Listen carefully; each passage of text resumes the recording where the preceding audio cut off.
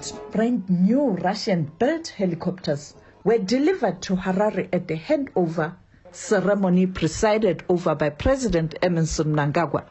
The helicopters will be used for air ambulances, air policing, and rescue missions in case of disasters.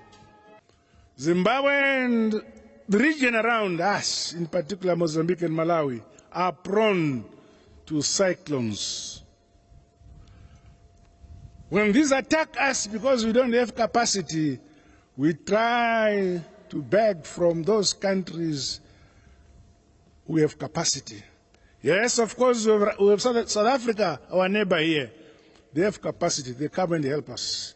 But today we stand tall with these helicopters because when these cyclones strike us again, look at this capacitation. Mnangagwa defended his country's support for Russia at a time the West is seeking to isolate Moscow for its conflict with Ukraine.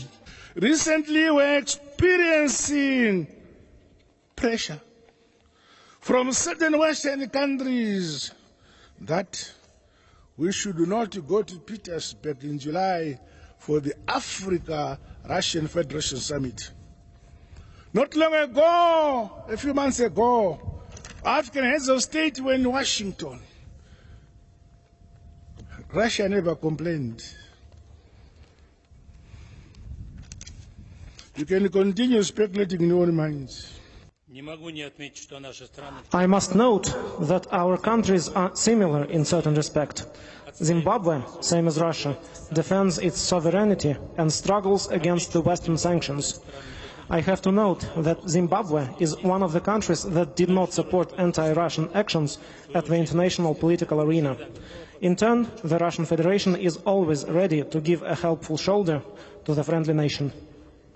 The Zimbabwean president also revealed that his country had struggled to maintain its fleet for old Western-made military aircraft due to economic sanctions and an enforced arms embargo by the United States of America and the European Union, and that it had been forced to turn to friendly nations for support. Sophie Mukwena, SABC News.